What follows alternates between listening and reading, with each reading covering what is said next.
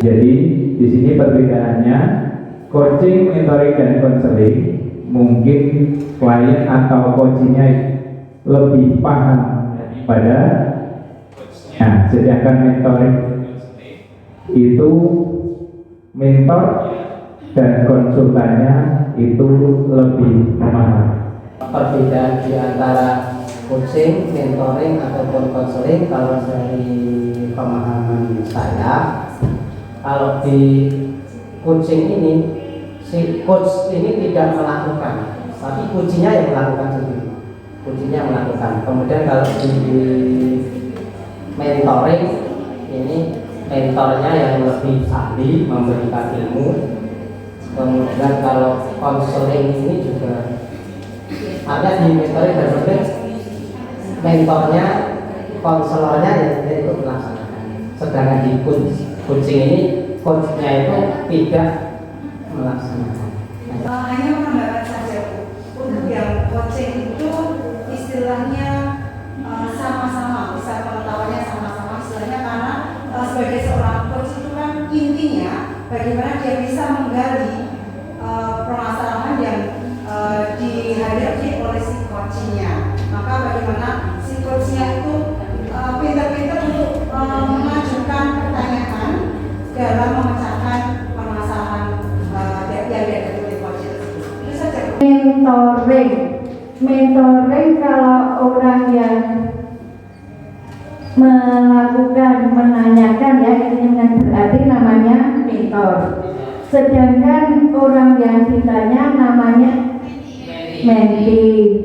Nah, di sini mentor ini lebih yang menggarisbawahi di kegiatan mentoring tersebut ya, intinya begitu. Yang di sini yang terakhir adalah coaching di sini menuntun coaching, sehingga kalau di konseling, konselor dan klien, di coaching, coach sama coaching, di mentoring, mentor dan mentee ya.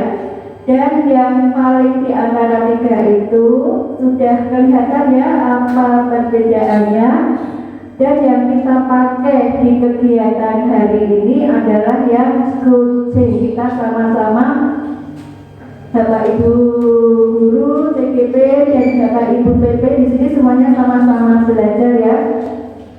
Jadi di sini kalau coach menuntun, kemudian menggali apa upaya-upaya yang dilakukan coaching sehingga kegiatan coaching itu bisa berkembang, intinya begitu ya. Sekarang tolong dibacakan Mbak yang sekarang.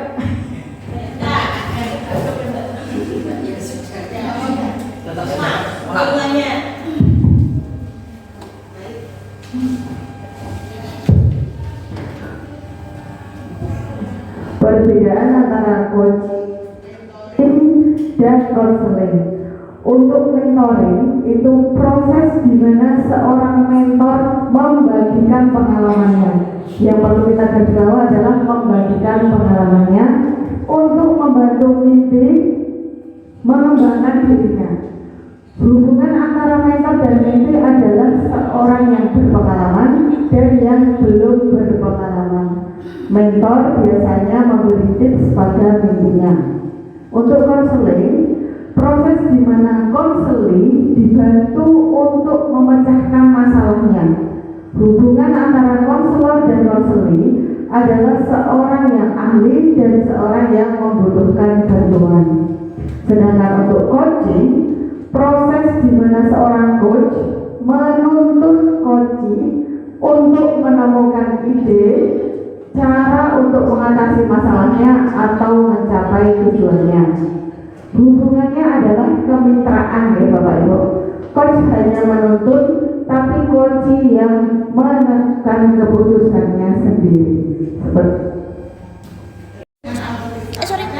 Kalau sudah sangat antusias dengan cerita yang disampaikan oleh coaching, perlu meraba-raba ingatan tentang pertanyaan yang sesuai dengan alur kita. Yang ketiga, apa insight yang Anda dapatkan setelah melakukan proses coaching? Insight yang didapat ternyata dari pertanyaan semantik bisa menuntun seseorang untuk menemukan solusi atau cara mencapai sebuah tujuan yang ingin dicapai. Yang keempat, apakah ada hal yang terkait coaching yang masih Anda belum paham?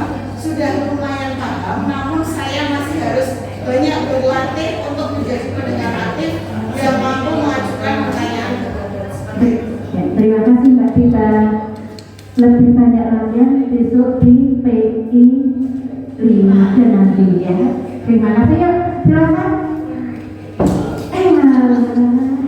Masih Bapak matur piye.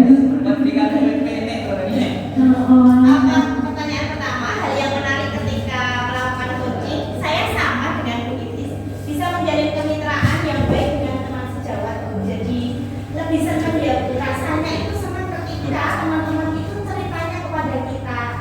Kemudian hal apa yang sulit untuk Anda lakukan ketika melakukan coaching, yaitu membuat pertanyaan berbobot sama seperti teman-teman. Dan yang kedua itu jika coaching tidak terbuka. Jadi ketika kita sudah tanya dia jawabnya lama atau masih agak pikir-pikir atau tidak terbuka untuk mengeluarkan masalah. Apa isi yang didapat setelah melakukan proses coaching, yaitu mendapatkan ide baru. Jadi dia bisa mengeluarkan ide baru, saya juga bisa mendapatkan ternyata bisa ya melakukan seperti ini dan bisa diterapkan oleh saya. Dan dia bisa mengambil tindakan yang baru. Yang terakhir, apakah ada hal terkait coaching yang masih belum paham? Saya sudah paham untuk teorinya, namun prakteknya harus sedikit. Terima kasih Mbak Ella. Kalau ada kunci yang belum mau mengucapkan, masih ada yang ditutup-tutupi, tidak jujur, apa yang harus dilakukan? Apa? Bapak Ibu harus belajar menggali mungkin bisa dialihkan dahulu pertanyaan ke maaf yang lainnya, mungkin cerita-cerita yang sampai keluarga atau apa. Nanti setelah mulai agak terbuka baru kembali lagi ke topik permasalahan ya. Itu sedikit dari yang bisa kita lakukan sambil kita memang harus belajar literasi ya, literasi dan literasi. Assalamualaikum Bu Iti, selamat pagi. Waalaikumsalam Bu Ella, selamat pagi. Gimana kabar Bu Ella? Alhamdulillah Bu, kabar saya baik. Bu Itis, bolehkah saya bercerita sedikit? Oh silakan Bu Ella, kebetulan siang ini saya ada waktu longgar. Jadi Bu Ella boleh menyampaikan apa yang mau disampaikan Bu, monggo. Akhir-akhir ini saya merasa murid-murid di kelas yang saya ajar itu kurang antusias Bu dalam menerima pembelajaran dari saya. Selain itu, jumlah murid yang mengerjakan tugas hanya sekitar 20 sampai 50%. Oh, jadi kalau bisa saya garis bawahi, Bu Ella, bertemu saya di sini ada masalah yang dihadapi oleh Bu Ella. Tadi masalahnya yang pertama tadi anak-anak yang kurang antusias untuk mengikuti pembelajaran Bu Ella. Kemudian juga yang kedua, anak-anak itu kalau diminta mengerjakan tugas untuk pengumpulan tugasnya tidak sesuai dengan yang diharapkan Bu Ella, seperti itu Bu. Iya Bu, mereka tidak antusias. Saya mengharapkan solusi atas permasalahan tentang antusiasme saya.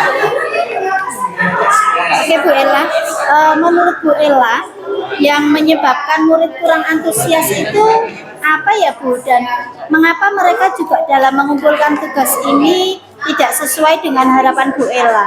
Apa yang sebaiknya Bu Dita lakukan supaya anak-anak itu bisa mengerjakan tugas sesuai yang diinginkan Bu Dita?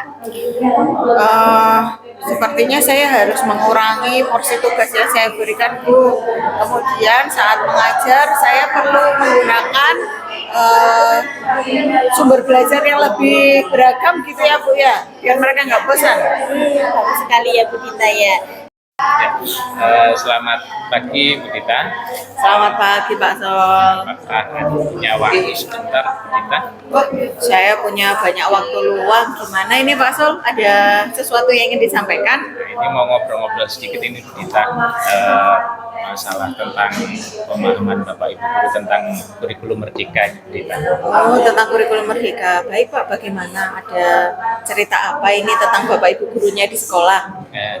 Saat ini menurut saya itu Bapak Ibu guru itu belum bisa memahami secara keseluruhan tentang kurikulum merdeka saat ini kita. Jadi dalam proses pembelajarannya itu masih menggunakan metode, strategi dan model pembelajaran yang menurut saya kurang berpihak pada murid kita. Oh, baik Pak. Belum berpihak kepada murid dan mungkin masih konvensional, bisa dikatakan seperti itu. Betul sekali. Nah, sebelum kita berlanjut ke obrolan lebih mendalam lagi dari cerita Pak Sol tadi, apa yang Pak Sol harapkan dari obrolan kita hari ini, Pak?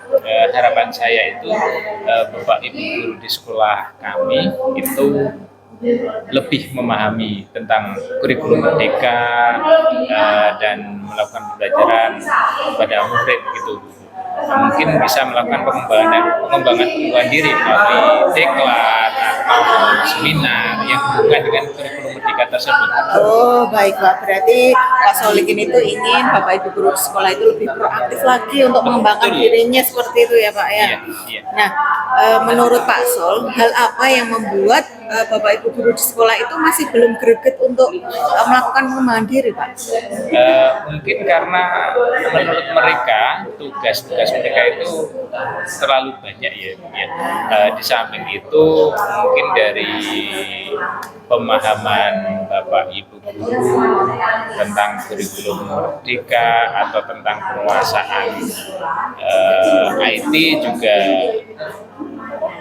kurang begitu meningkat karena usia mereka juga sudah senior gitu. Oh, jadi usia dan kemampuan dalam menggunakan IT itu ya Pak ya? Iya. Nah, kemudian kalau menurut Pak Sol, apa yang bisa membuat Bapak Ibu guru itu bisa antusias untuk mau belajar lagi, mau mengembangkan diri kaitannya dengan IKM, Pak?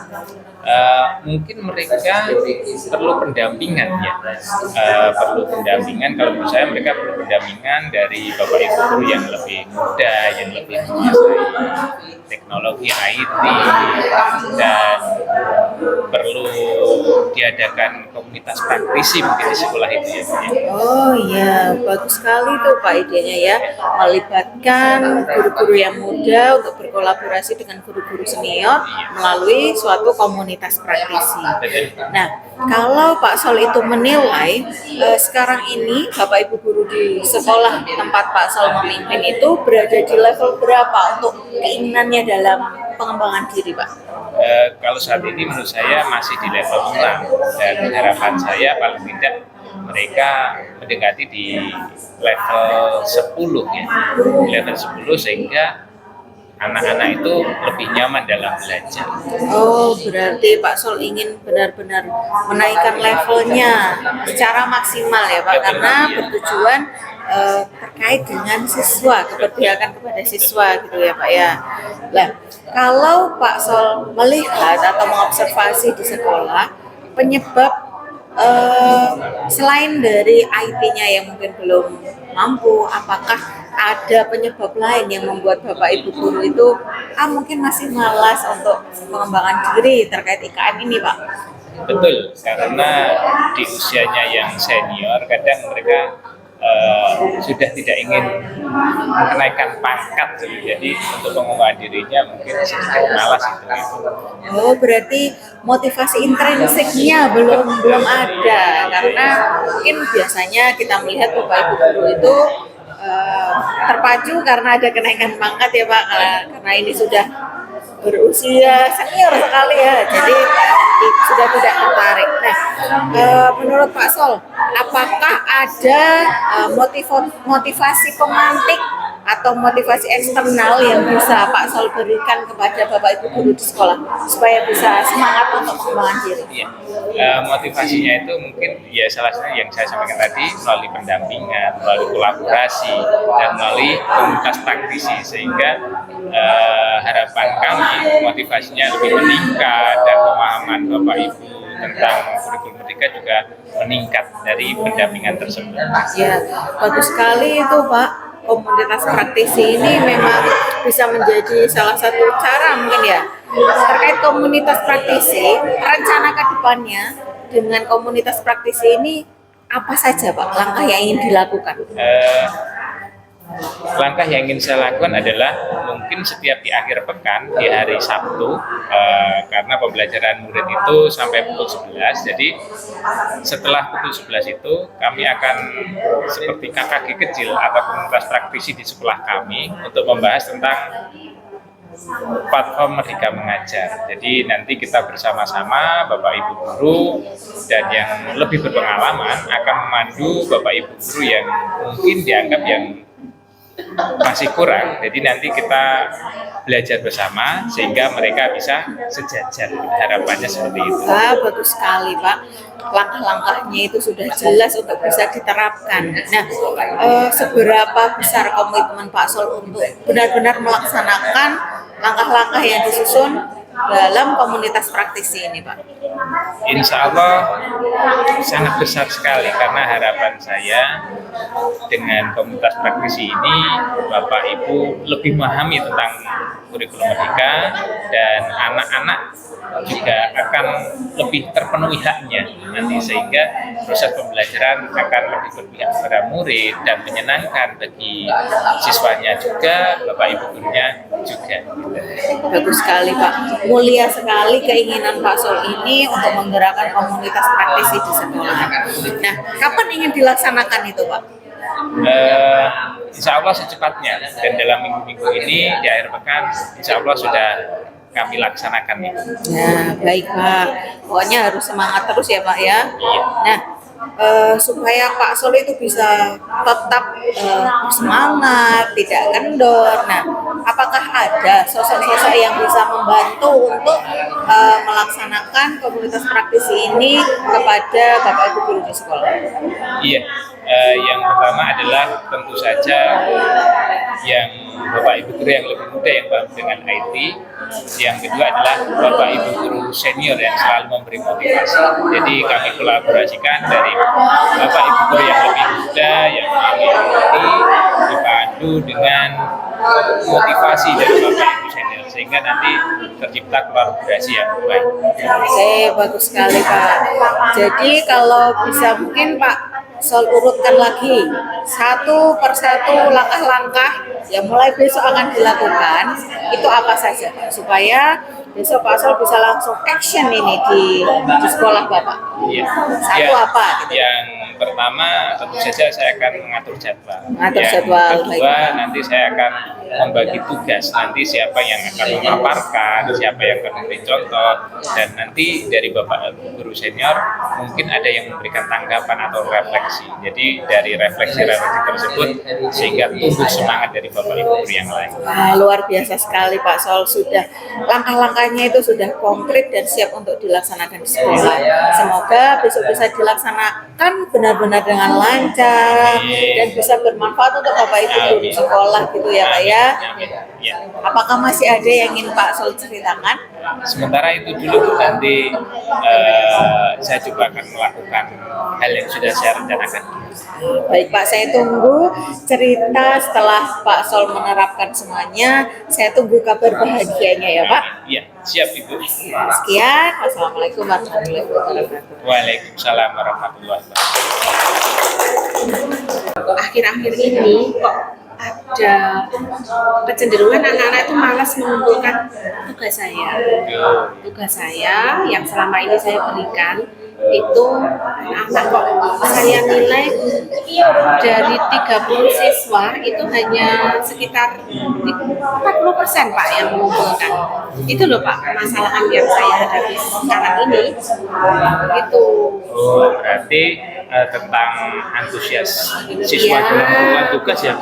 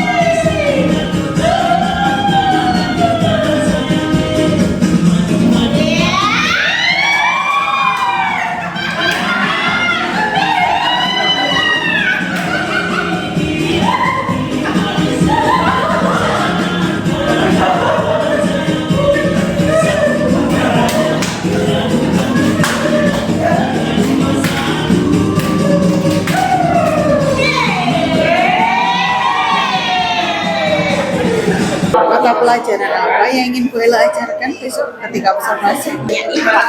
Oh iya, ikhlas baik Bu. Tujuan pembelajarannya apa Bu yang ingin diajarkan? Yang pertama, anak bisa menjelaskan fungsi alat indera dengan tepat. Oh, menjelaskan fungsi alat indera.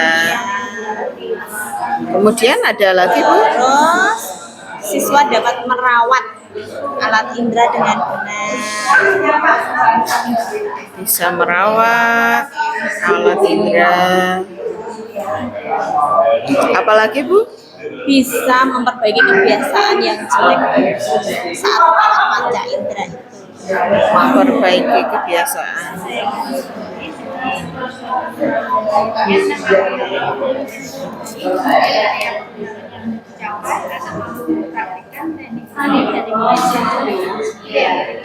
Kemudian strategi yang akan disiapkan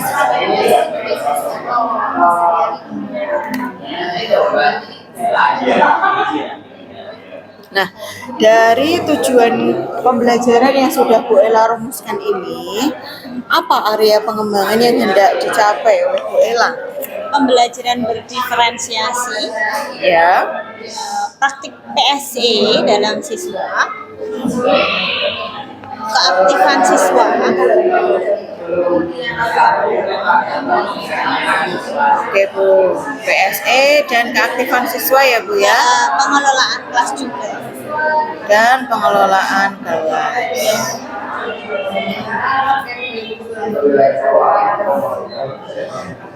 Dari tujuan yang sudah ditentukan dan area pengembangan yang hendak ingin dicapai, apa strategi yang disiapkan Bu Ella untuk mencapai kedua hal tersebut Bu? Ya, yang pertama yang saya siapkan adalah alat peraga, pasti ya, video pembelajaran. Ya, apalagi Bu? Kemudian saya juga mempersiapkan gambar panca indera, Ya, baik. Ada lagi Bu? LKPD sesuai dengan pembelajaran berdiferensiasi, Oke, apalagi Bu? pembelajaran dengan metode yang TIPEC, scientific, yang TIPEC. Apalagi Bu? Untuk model pembelajarannya apa yang akan Bu Ella gunakan? PBL. Oh, PBL, baik Bu. Modelnya PBL. Kemudian pendekatan yang digunakan tadi adalah pembelajaran berdiferensiasi, betul Bu? Iya. Dan implementasi dari PSE, Iya. gitu ya Bu ya. Nah,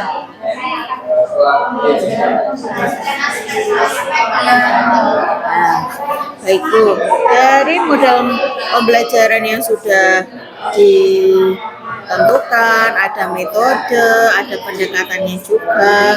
Kemudian selain dari alat peraga dan gambar indera tadi, apakah masih ada media pembelajaran lain yang Bu Ella siapkan?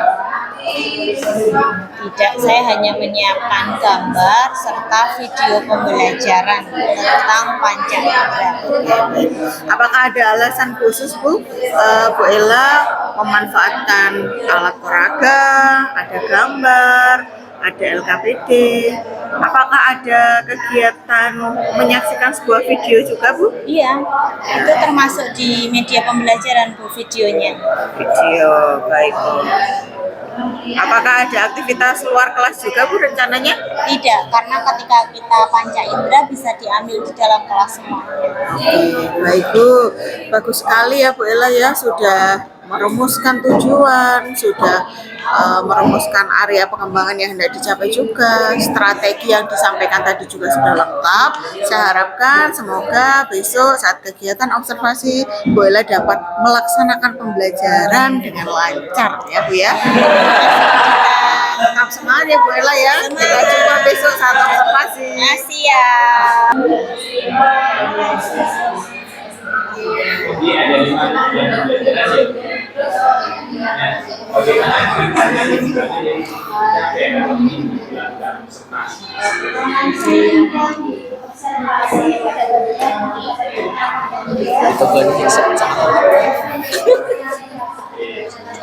Lek ngiran nggak ngamuk.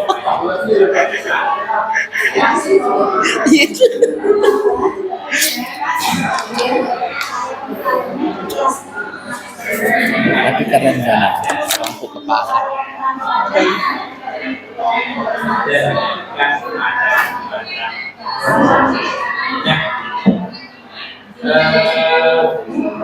Ikuti video post aku nggak enak. Pengalaman saya ya hari ini saya bertambah ilmunya ya tentang praktek kucing, kemudian menjadi kucing, ya itu yang saya dapatkan hari ini sehingga saya lebih mantap lagi. Hal apa yang bisa saya tingkatkan ke depan? Tentunya saya akan lebih banyak mempraktekkan supaya saya lebih mampu untuk menjadi coach gitu. Temani PP yang luar biasa yang membimbing kita hari ini sehingga kita bisa melaksanakan praktek coaching itu dengan tahapan yang baik ya. Jadi kita tadi sudah mempraktekkan dari mulai perannya, kemudian selama observasi itu apa saja yang harus dilakukan